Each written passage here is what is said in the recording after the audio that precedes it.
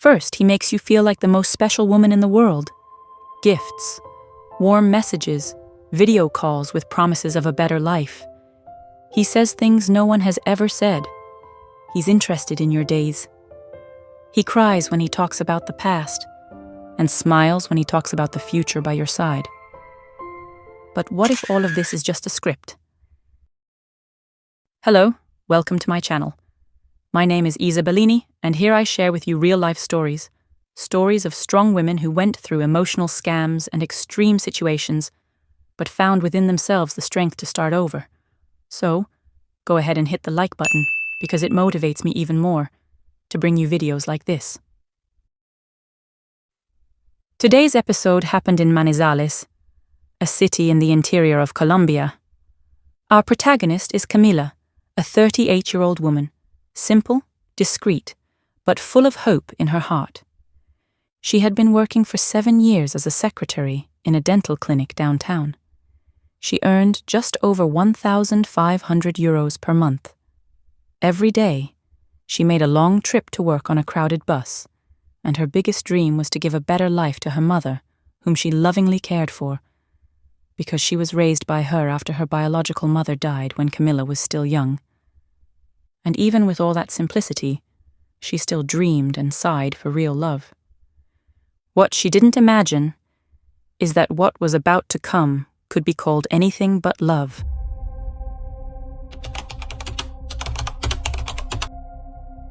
One Saturday night, after washing the dinner dishes and watching some random movie on her phone, Camila decided to do something she had been postponing for a while.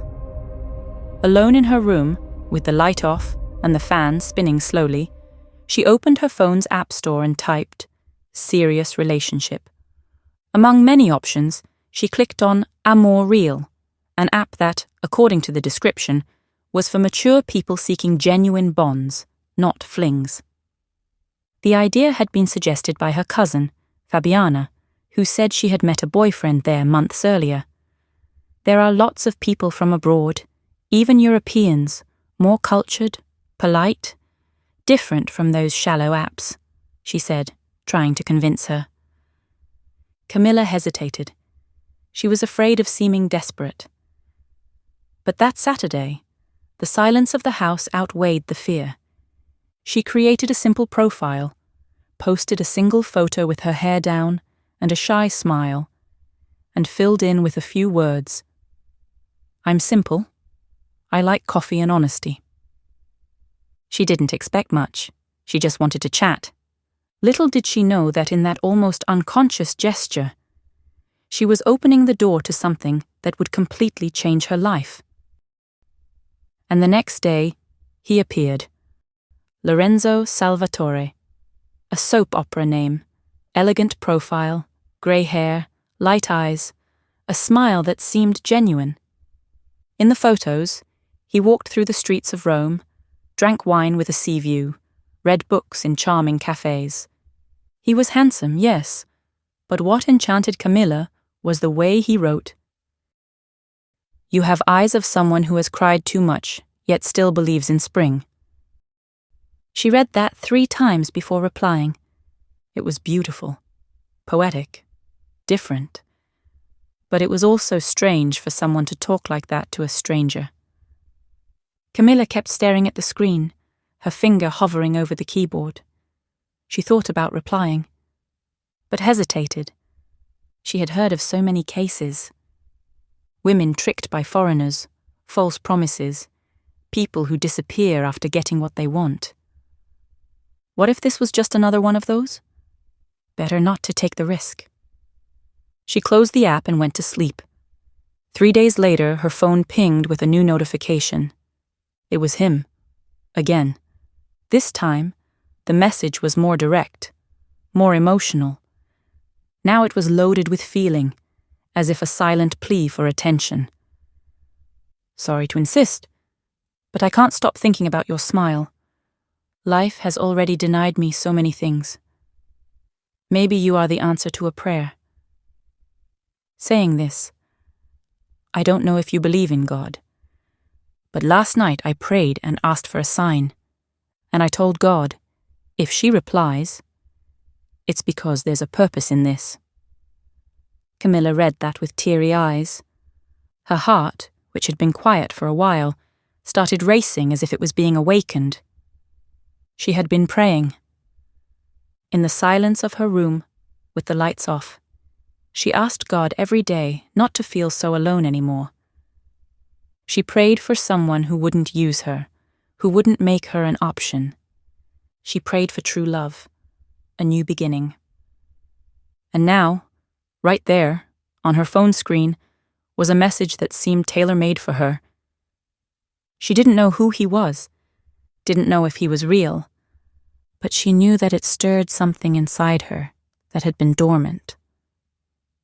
And so, feeling that perhaps heaven had answered, she typed her first response, "Hi, Lorenzo. Sorry I disappeared. I wasn't expecting this message, but I think you managed to make me smile again." For weeks they exchanged messages every day. He said he was a widower. His wife had died in a car accident 4 years earlier. He said he had taken refuge in work and silence until he found Camila. He sent voice notes with a deep, tender voice. He spoke with respect, with admiration. He called her "my little princess," and she let herself be swept away. "You brought color to my concrete world, Camila. I want to build something with you." Video calls started. Lorenzo appeared in beautiful places with backgrounds that looked like paintings, sometimes on a balcony with the late afternoon light, other times in a cafe where he read books in French. He complimented her accent, asked about her mother, was interested in every detail. Camila felt heard, seen, important. She saved screenshots of their conversations as one collects memories of a pure love. 2 months later came the surprise. Lorenzo called her, emotional, saying he had won €1 million lawsuit against a company that had wronged him. €10 million, my love. And you know the first thing I thought of when I got the news? You. When Camila read that message, her breath caught for a few seconds. She was sitting at the kitchen table, still wearing her clinic uniform, and felt her hands begin to sweat. For a moment, she thought it was too much, too big a gesture, too surreal to be true. But at the same time, she felt chosen, desired, valued. No one had ever done that for her. In fact, no one had ever even considered investing in her happiness like that. For years, she had to settle for emotional crumbs, shallow relationships, casual encounters, empty promises. And now, there was a man across the ocean saying he wanted to build a life with her, and was willing to prove it. She cried, not out of sadness, but for feeling, for the first time, loved in a tangible way. She ran to her room, closed the door, and knelt beside the bed. She thanked God. That same night, Lorenzo sent what he called a symbolic gesture of gratitude. Camila heard the notification on her phone and, when she opened her banking app, saw a transfer of €500 to her account. The description said, "For my future wife to have a princess day. Go to the salon, take care of your hair, your nails. You deserve to feel beautiful inside and out." She covered her mouth, moved. That gesture, though simple compared to what he had promised, had a profound impact. The next day, Camila woke up lighter. She went to Donna Clea's salon, got her hair done, a manicure, and even her eyebrows. She left feeling different. That same night, Lorenzo sent her the proof, an international transfer of nearly €500,000, with her name as the recipient, and a message at the bottom of the receipt, "For the woman who restored my faith in love." Camila was in shock. She called him crying, saying he didn't need to do so much. But he was firm. "It's not about the money. It's about showing that what I feel for you is real. With this amount, you can buy a modest house and a car, so you'll never have to ride the bus again." Camilla took a screenshot, saved the file, and didn't tell anyone. Not even her cousin Fabiana. Not her friend Lydia. She wanted to keep that moment just for herself. A sacred secret between two hearts. The next day, she woke up earlier. She went to work with a different sparkle in her eyes. On the bus, she looked at the windows of the houses and thought, "Soon, I'll have mine, and I won't need to take this crowded ride anymore." She believed, not out of naivety, but because she really wanted it to be true. 2 days later, a woman called her, with a firm voice. She introduced herself as an employee of the Colombian Federal Revenue. She said that a package had arrived in Camilla's name, containing a large amount of cash, and to release it, a tax of 4,500 euros needed to be paid for international remittance clearance. Camila froze. The woman spoke so confidently that she really seemed like a government official. But Camila didn't have that money. She called Lorenzo immediately, her heart racing. A strange call came. They said there's a package in my name, and I need to pay to release it.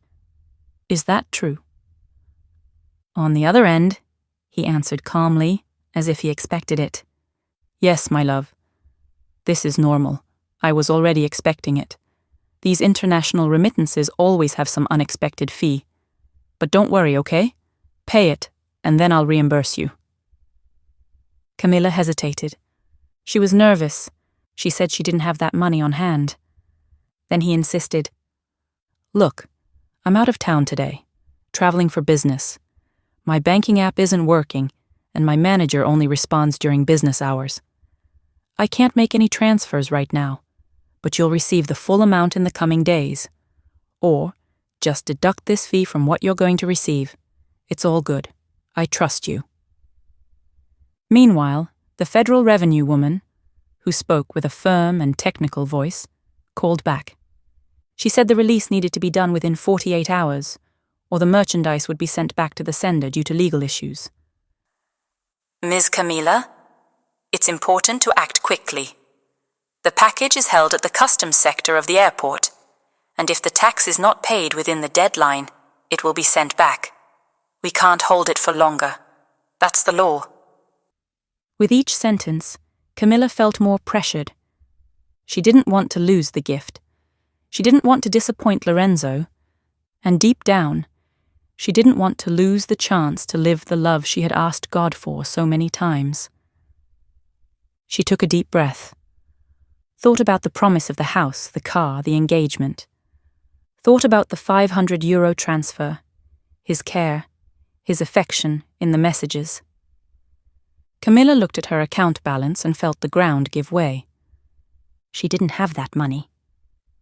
What she had saved was for repairing her mother's house roof, and even so, it wouldn't be enough. She called Lorenzo, almost whispering, "I don't have that amount. Not now." And once again, he was quick to respond, "My love, it's just a bureaucratic detail. Trust me. Do this for both of us. Just resolve this now, and then I'll give you back everything, with interest if you want. Or you can just deduct it from what you'll receive. But please, don't let the package be sent back." On the other line, the Federal Revenue woman reinforced the deadline. "You have until tomorrow afternoon. If there's no payment, the material will be returned to the sender, and in that case, cannot be resent for an indefinite period." That sentence echoed like a verdict. It was now or never. Camila went to the bank during her lunch break. She told the clerk she needed an emergency loan, 4,500 euros, payable in 12 installments. "It's for a family matter," she justified, without looking the guy in the eyes. She signed the papers with a trembling hand, feeling a mix of fear and euphoria. In her mind, it was an investment, a small sacrifice for something bigger. As soon as the money was in her account, she made the transfer and told Lorenzo. After Sulin made the 4,500 euro transfer, she spent the rest of the day feeling anxious, She imagined that, within a few hours, she would receive some confirmation, maybe even a bank notification, or perhaps another call from the supposed federal revenue officer with good news. But nothing came. The next day, she called the same number from which she had received the call. It rang several times. No one answered. She tried again in the late afternoon. This time the woman picked up, with the same firm and impersonal voice. "Ms. Sulan, it's a bureaucratic procedure. Everything is already being processed. The system is verifying the international origin of the funds. You just need to wait." She asked if there was a deadline. The woman replied, "Within 24 to 48 business hours at most, you will be notified." Sulan hung up with a knot in her chest, but she tried to trust. 2 days later, nothing. She called again. The woman answered quickly, as if she was busy. "It hasn't been released yet, ma'am. You need to wait. The system is unstable today. Try again at the end of the week." Another deadline. Another stretched-out hope. Sulan started to feel a strange coldness inside her chest. But whenever she called Lorenzo, he said, "This is normal, my love. These things really take time. It's standard procedure. Be patient." She tried to believe, but something in his voice already sounded different. In the first week, he still responded affectionately. He sent short voice notes, said he was handling a lot at work, but that he thought about her all the time. In the second week, his replies started taking longer. The voice notes turned into text messages, then just emojis. The calls? He began to ignore them. She called, he didn't answer. And when he did reply, he said, "I'm in a meeting. I'll call later." But later never came. That daily presence, that sweet and engaging voice, was fading away. And in its place came silence, a heavy silence, screaming doubts, eroding her trust minute by minute. Sulan started losing sleep. She scrolled through her phone at night, revisited old conversations, listened to the voice notes over and over, as if trying to prove to herself that it hadn't all been a lie. But deep down, she already knew. Something was wrong. Very wrong. Until one Sunday night, she received his last message. "Give me some time. I need to sort some things out." And then, silence. Sulan tried everything. She sent voice notes. She called. Nothing. WhatsApp stopped showing his photo. His Instagram account disappeared. In desperation, she typed into Google, "Lorenzo Salvatore Romance Scam Portugal." And she found it. Other women. The same voice notes. The same photos. The same promises. Some had lost even more. One of them reported that she had sold her car to help the man she also called Lorenzo. Sulan vomited in the bathroom. She cried through the entire night. The next day, she couldn't get out of bed. For weeks, she lived like a ghost. She avoided mirrors. She felt shame, anger. But it was in an emotional support forum where she found the first step toward rebuilding herself. There, she saw other women who had also been deceived, intelligent, sensitive, well-rounded. And she realized it wasn't stupidity, it was emotional manipulation, professional, calculated. Today, Sulan lives in peace. She hasn't started a new relationship, yet. But she has reclaimed herself. And now, she warns other women about what no one teaches. Real love doesn't ask for a wire transfer. It doesn't feed on promises. True love doesn't disappear after the deposit. This story is based on real events. If it touched you, like it. Share it. Especially with someone who might, right now, be trusting a predator disguised as a prince. And subscribe to the channel so you don't miss any more videos like this. because you might be the voice that prevents another woman from falling into the same abyss.